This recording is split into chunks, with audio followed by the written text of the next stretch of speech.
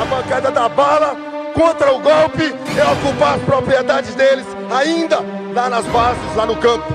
E é a CONTAG, é os movimentos sociais do campo que vão fazer isso. E ontem dizíamos na passeata, vamos ocupar os gabinetes, mas também as fazendas deles. Porque se eles são capazes de incomodar o ministro do Supremo Tribunal Federal, nós vamos incomodar também as casas, as fazendas e as propriedades. Se eles são capazes de incomodar o ministro do Supremo Tribunal Federal, nós vamos incomodar também as casas, as fazendas e as propriedades deles. Aristide, fica um convite aqui. Vai ocupar meu gabinete lá. Vai lá no meu gabinete 273, anexo 3. Experimenta chegar lá. Pega a sua corja, pega a sua equipe e vai lá. Vai lá em casa, gabinete, vai na minha cidade de Ourinhos e tenta invadir lá. É um absurdo, uma aberração fazer uma ameaça dessa aos deputados, a todos dessa casa. Então talvez, se tivesse iniciado com a dignidade, com a humildade de pedir desculpa e reconhecer que foi um ato falho, que foi uma falha da sua parte, ter dito essas palavras, com certeza absoluta já teria aliviado e muito a questão e a situação sua aqui nessa CPI.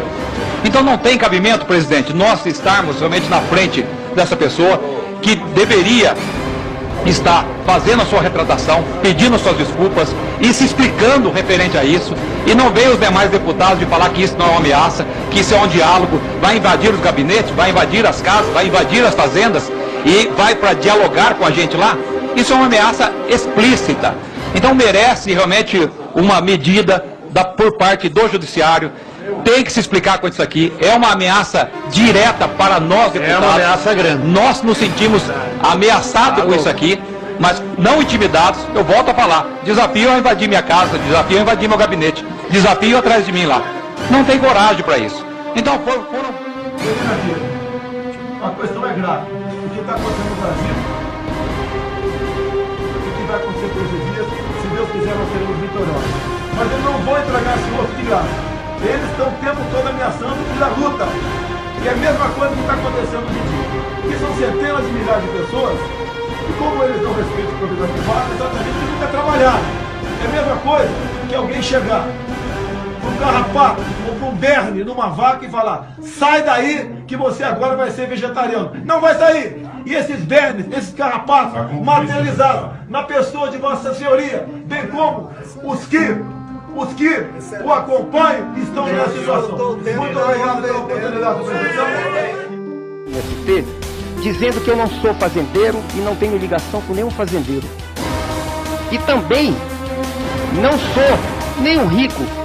Tenho a minha casa conseguida com o meu suor e com o meu trabalho. E vivi e vi de família pobre, morando inclusive nas pontes, num bairro pobre de Belém do Pará.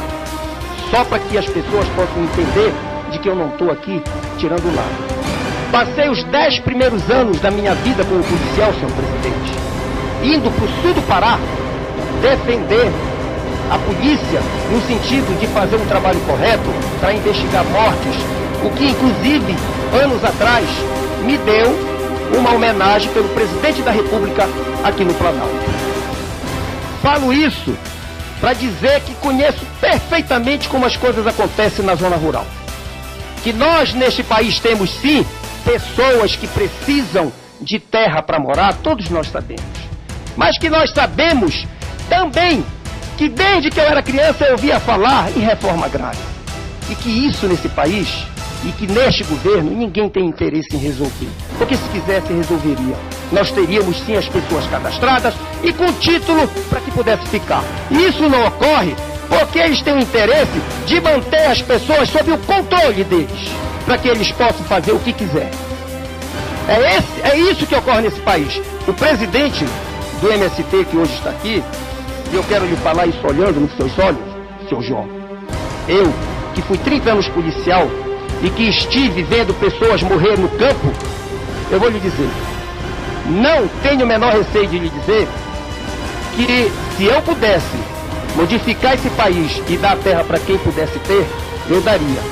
Mas eu vou lhe dizer que o MST, que vários deputados aqui já disseram que não tem CNPJ, que não tem vida e que por ser clandestino, eu posso lhe garantir e lhe dizer sem nenhum medo que é um movimento de desocupados na sua liderança, não lá no campo, nos trabalhadores daqueles que pertencem à terra. E se eles são, como trabalhadores, pessoas que precisam de terra, o senhor, como líder, e os que lhe rodeiam na liderança, para mim são desocupados, financiados e que vivem sobre o suor do povo trabalhador desse país. Do povo trabalhador desse país que sustenta vocês para estarem cometendo o que estão cometendo, inclusive junto com este governo, com as roubalheiras que estão aí, e o que a imprensa está mostrando. Estou falando, senhor presidente. Eu estou falando, estou com a palavra. Para concluir.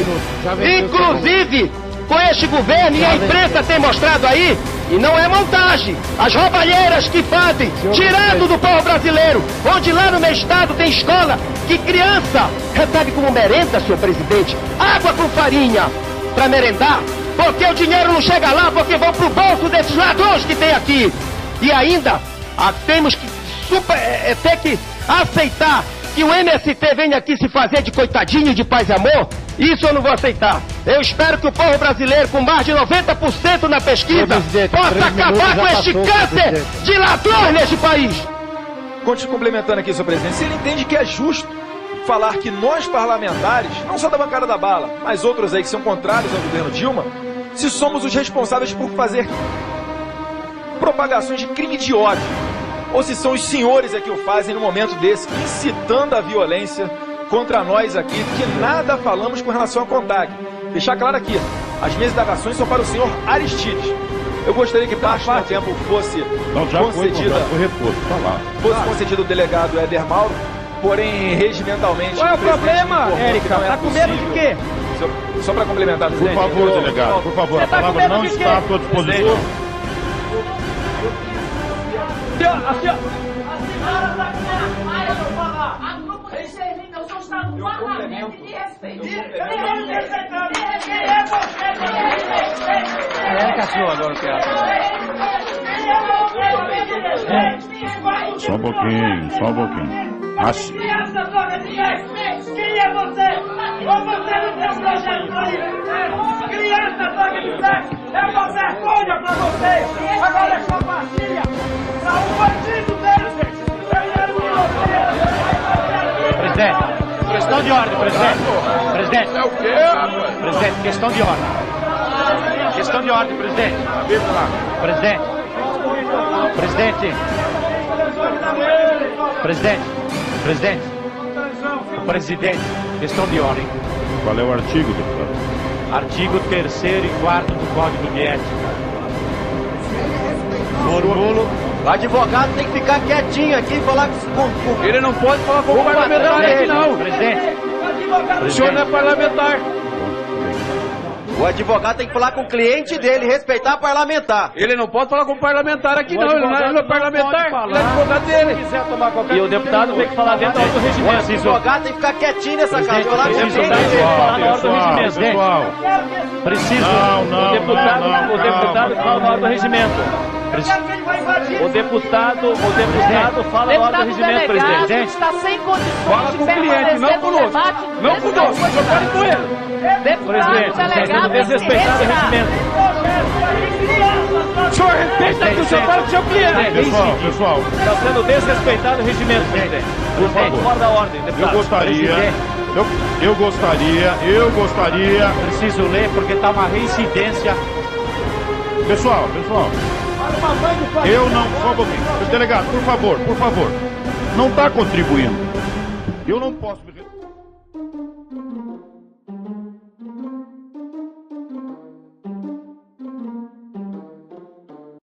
Mas quero agradecer, sobretudo, ao doutor Emílio Odebrecht, presidente do Conselho do Odebrecht, e o Marcelo, presidente do Grupo Odebrecht. Porque foram duas pessoas que começaram a construir essa obra ainda sem o contrato assinado. Eles já estão trabalhando há 90 dias e o contrato foi assinado hoje. Um abraço e até 2014. Chupa que a cana é doce, meu filho. A cana é doce, meu filho. Cana é doce, meu filho. Aquilo que eu sempre disse, Lula é ladrão, corrupto, cafajeste. É ladrão. Em qualquer país sério, ele estaria preso. No Brasil, Vai ser homenageado, porque as leis não funcionam, não funciona nada nesse país. Só a gente que funciona tem de pagar impostos a criminosos como Lula. Por isso que ele, que é um cafajeste, um marginal, tá inventando essa palhaçada da ONU. Chupa que a cana é doce, meu filho. Chupa que a cana é doce, meu filho. É doce, meu filho. É doce, meu filho.